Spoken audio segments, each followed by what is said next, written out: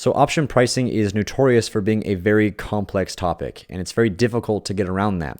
Even with a very comprehensive background in mathematics like I do, when I was first exposed to the Black-Scholes option pricing model, which is used to price options, I was blown away by the sheer complexity of all the equations and the math that goes into it. That being said, in this video, I'm going to do away with all the math. There's going to be no math involved in this video whatsoever. I'm just going to show you visually how option pricing works. What are the inputs to price a call and a put, and how does changing those inputs individually or many at the same time, how do they affect the prices of call options and put options?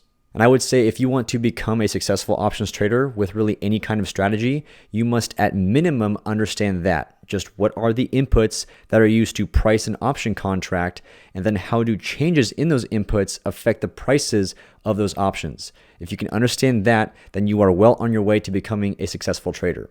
And so specifically in this video, I'm going to show you my option pricing calculator that I built a little while ago that's going to show you visually how all that exactly works. So I'll be able to go through many examples, many scenarios where I'm changing various inputs, and you'll see exactly how that affects the prices of call options and put options.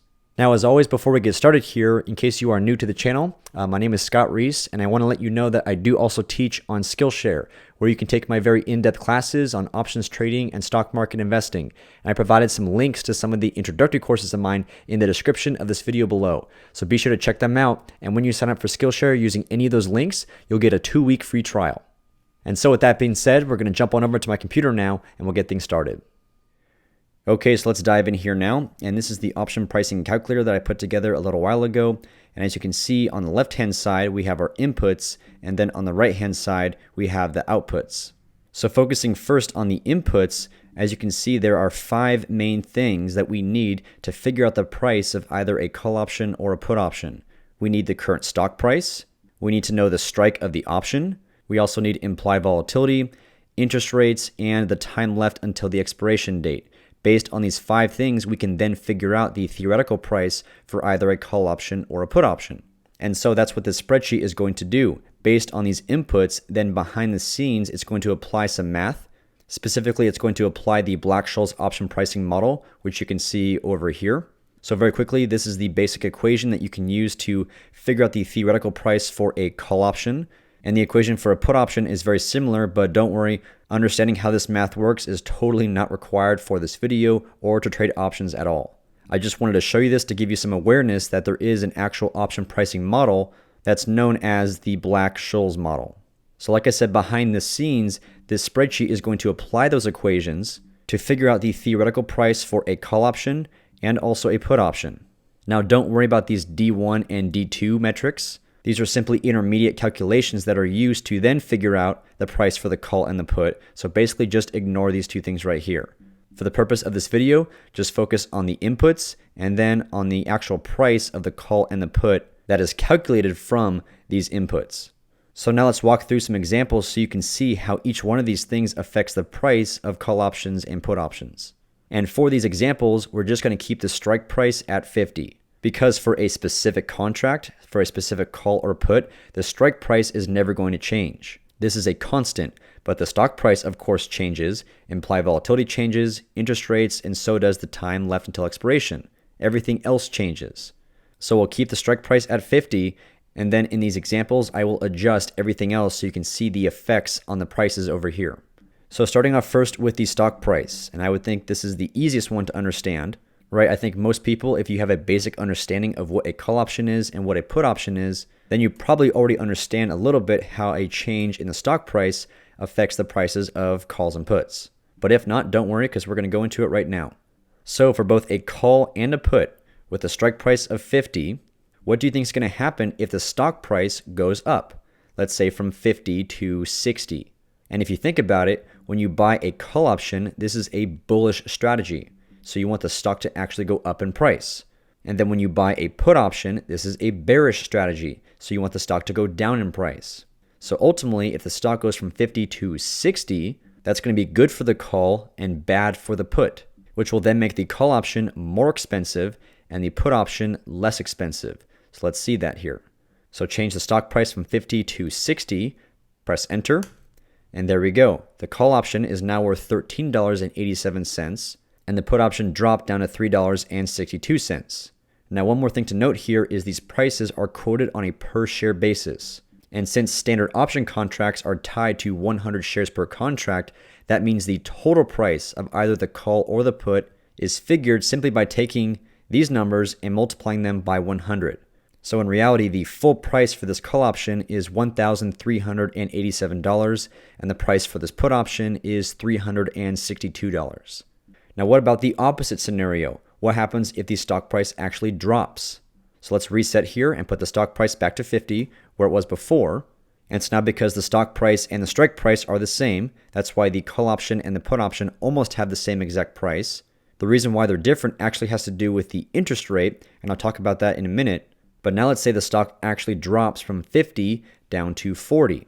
So before I press enter, I want you to think about this. If buying a call option is a bullish strategy and the stock drops, that's not going to be a good thing. And if buying a put option is a bearish strategy and the stock drops, that's going to be a good thing. So in this case, the call option price should decrease and the put option price should increase. So I'll press enter, and there we go. The price of the call dropped down to $257, and the price of the put increased to $1,232. And again, hopefully these scenarios should be pretty straightforward. So now let's go back and reset the stock price back to 50 and move on to implied volatility now. Now, in case you don't know what implied volatility is, there's actually many ways to describe this, but simply stated, implied volatility will tell you the expected move or expected price range of any stock over a 1-year period. And so, for example, if I come over here to my trading platform, what I have pulled up is a 1-year price action chart of SPY. This is an ETF that just tracks the S&P 500. And down here is a chart that shows you the implied volatility for SPY over the past 1 year. And right now, the implied volatility for the S&P 500 is on the lower end. It's at 15.38%. Implied volatility is always quoted as a percentage. And so what this means is 1 year from today, 1 year from this point, the S&P 500 is expected to be either up or down by 15.38%. So like I said, implied volatility gives you an expected price range, either an up or down movement at some point in the future. Now also, like I mentioned, by default, that point in the future is always set to 1 year, but you can use implied volatility to figure out the expected move or the expected price range over any period of time in the future, right? You can use IV to figure out the expected move for tomorrow or over the next week, the next month, the next 3 years, 5 years, and so on. Now, of course, as you can see by this chart here, implied volatility changes a lot. It changes every single day. So even though as of right now the market is expecting the S&P 500 to be up or down by about 15% a year from today, but this number can and likely will change tomorrow. Maybe something spooks the market and we get a spike in implied volatility up to maybe 22%. And so, of course, at that point, 1 year out in the future, the market is expecting the S&P 500 to be either up or down by 22%.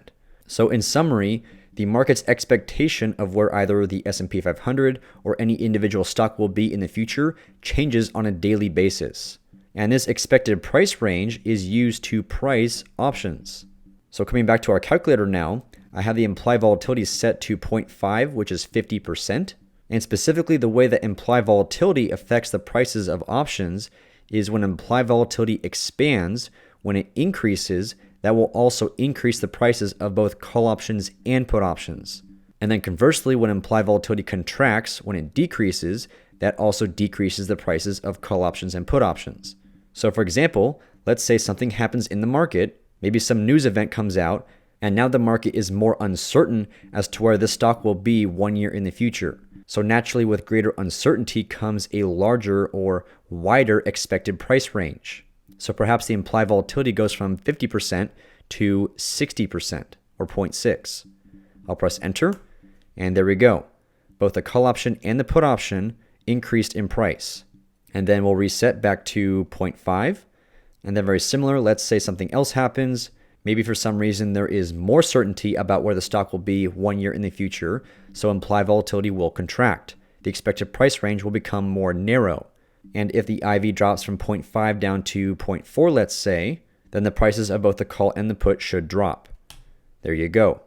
And before moving on, I just want to say that implied volatility, as I've mentioned many times in my other videos, is very, very important for options trading, because implied volatility can change completely independent of the stock price, or of interest rates, or of the time left until the expiration date. Implied volatility is its own separate thing. And as you just saw, it has a pretty profound effect on the prices of options. So specifically for me as an options seller, I want to wait until implied volatility spikes or gets very high, because as I just showed you, that will make the prices of options a lot more expensive, therefore making it advantageous to be selling them. And then as time moves forward, even if the stock price goes nowhere and everything else stays the same except implied volatility contracts, that alone can make for a very profitable outcome, right? Because let's say when implied volatility spiked to 60%, and then I sold this put option for $825, then perhaps a week goes by and implied volatility falls down to 0.4 or 40%. Now the put option is only worth $549 and nothing else changed. So if I sell the put for over $800 and buy it back for around $500, that's a $300 profit just from implied volatility alone. So again, that's why understanding how this works and how it affects option prices is very crucial for your success as an options trader. So let's reset here, put it back to 0.5, and now let's move on to interest rates. Now I'm not going to spend too much time here to explain how interest rates affect option prices because it's actually very complicated, and perhaps I will make a totally separate video just to explain that. So for the purpose of this video, just understand and take away what happens to the prices of calls and puts when interest rates go up, and then also when they go down. That's all you really have to understand. What is the effect of a change in interest rates? And like I said, perhaps I'll explain the why in a totally separate video. Now, typically when you want to price a call or a put, you should use the 1-year risk-free interest rate, which you can find by looking at the interest rates for US Treasuries that mature or expire basically in 1 year. So by default, I have the 1-year interest rate set to 0.01 or 1%. And now specifically when interest rates increase, the effect will be that call options will become more expensive and put options will become less expensive. So for example, let's say interest rates went up from 1% to 5%. Press enter, and there you go. The call option moved up slightly in price to $756, and the put option fell a little bit down to $633.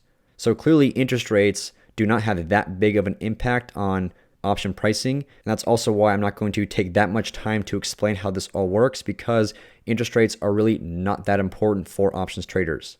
Interest rates themselves hardly ever change, and when they do, it's usually by a very, very small amount, not by 4 whole percentage points. They usually change by 0.25% at a time, which would have almost zero impact on option prices in general. So let's come back and reset, put it back to 1%. And then of course, I'll do one more example. Let's say the interest rates fell by a small amount, maybe to only 0.5%.